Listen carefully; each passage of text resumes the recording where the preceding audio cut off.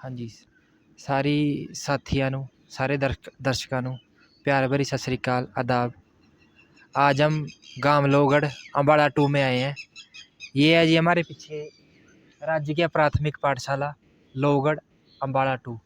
यहाँ अंकल जी खड़े हैं, आपको बताएंगे यहाँ कितनी क्लासों तक स्टडी होती है। आ जाओ। क्या नाम है जी आपका? बख्शी सिंह। बख्शी सिंह जी से आज हम बातचीत कर रहे हैं जी। हाँ जी, बताओ जी। पहले तो मैं हमारे गाँव में जाना पड़ता 10वीं तक। अच्छा जी। उसके बाद फिर मैं प्लस टू जहाँ मर्जी होगा जाना पढ़ना पड़ता फिर हमारे जाते। अच्छा जी, ठीक। चलो, ये बता रहे हैं जी, मतलब यहाँ 5वीं तक की शिक्षा है, उसके बाद आपको आगे मानकपुर या अम्बाड़ा शहर में जाना पड़ता है। यो अम्बाड़ा 2 में लोहगढ़ का गुरुद्वारा भाई, देखो कैसा बढ़िया व्यू आ रहा है। सांझ का टाइम हो लिया और बदल जमी लू क्या बैठा।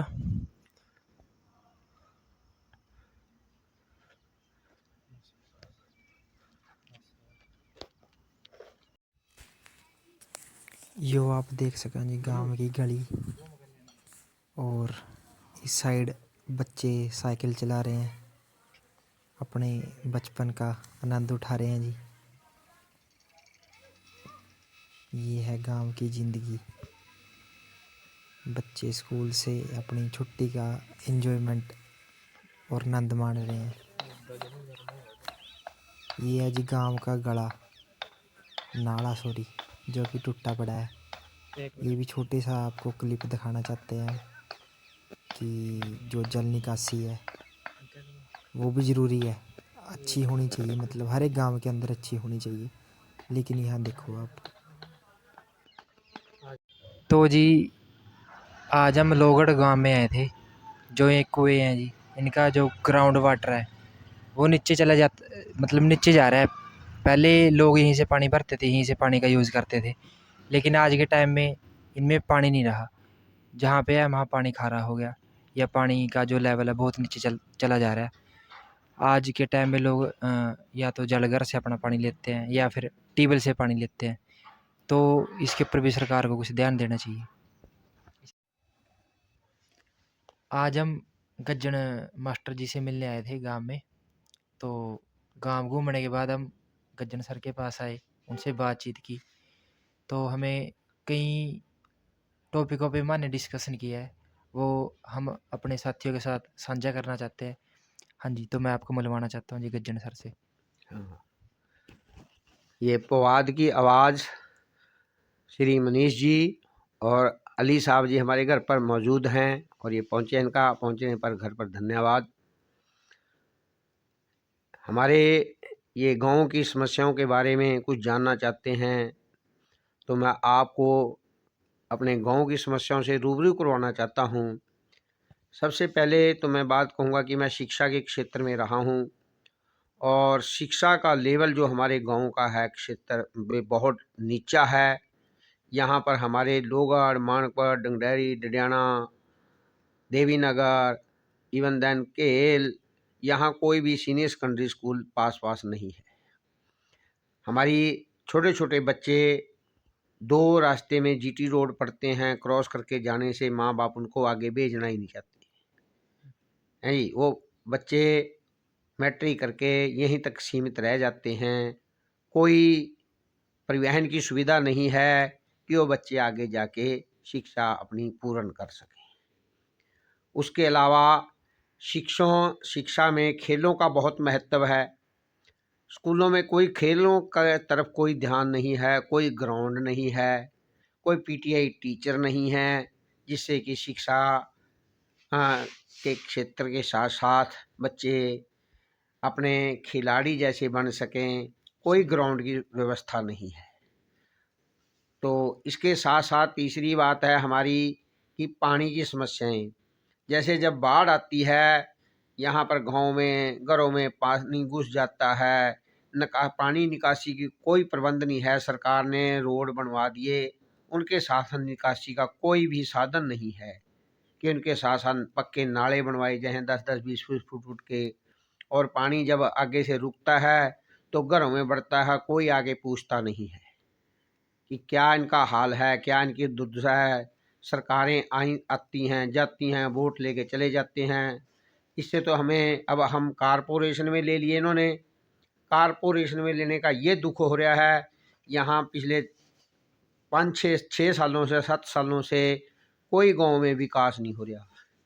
एक विकास के नाम पर इंट नहीं लगी है, कोई स्ट्रीट लाइट नहीं है, कोई हेल्थ की सुविधा नहीं है, कोई CHC PHC नहीं है 4 गांव में, लोगड़ मानकोट डंगडैरी डिडियाना में, हैं जी।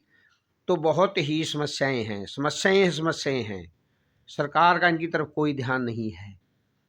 अब पानी, आगे एक रोड और बन रहा है, उसे पानी रुका। पिछले बारी भी सरकार को कहता है रोड के ऊपर पानी क्रॉस होते हैं, पानी घरों में घुस जाता है, क्या करें, लोग मजबूर होकर अपने घरों के मकानों के ऊपर बैठते हैं।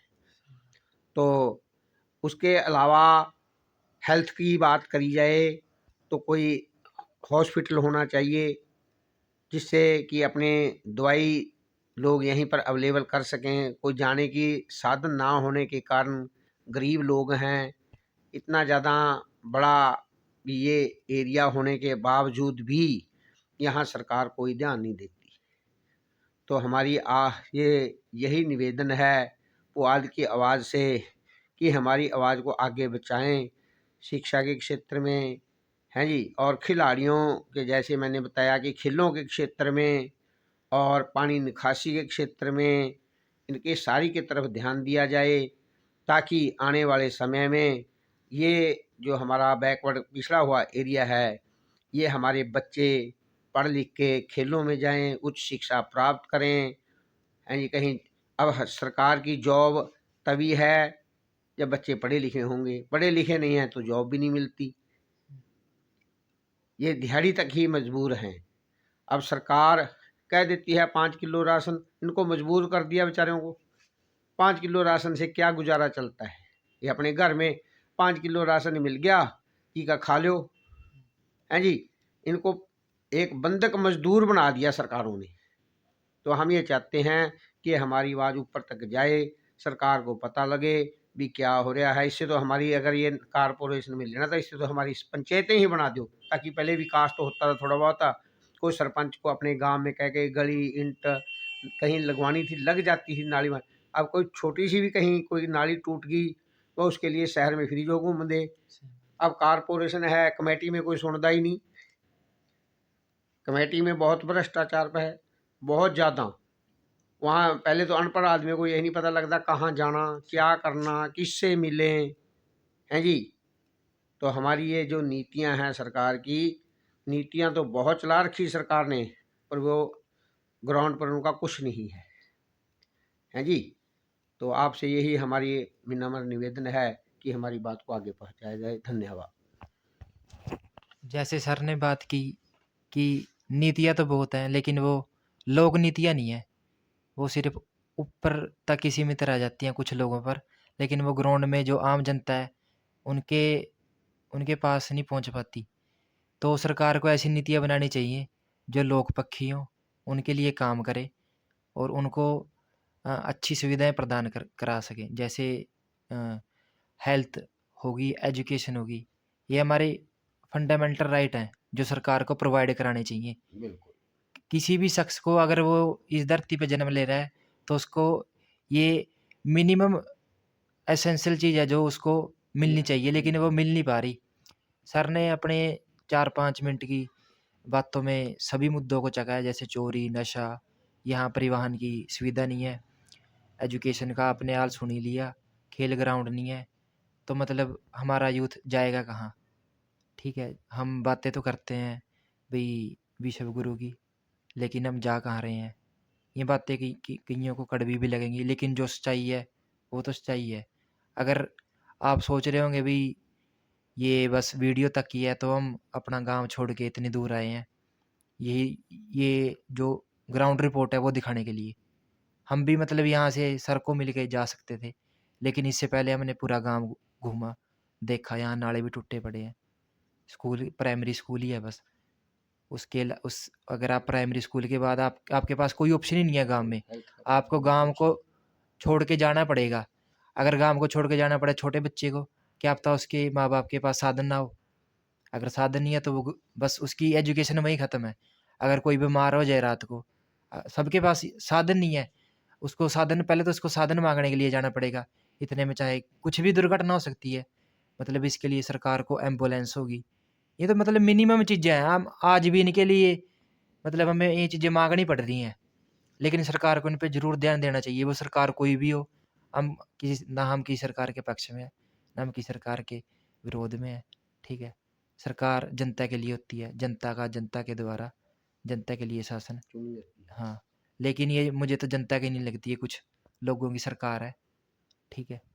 तो हमारी आवाज़ अगर आप तक पहुँच रही है, तो अभी भी समय है, मतलब सुधर जाओ, नहीं जनता तो तैयार है फिर। कभी ना कभी तो जागरूक होगी, कभी ना कभी तो मार्क्स की क्रांति आएगी, जो मजदूर वर्ग की क्रांति है, जैसे फ्रांस में आई, यहाँ भी कभी ना कभी तो आएगी।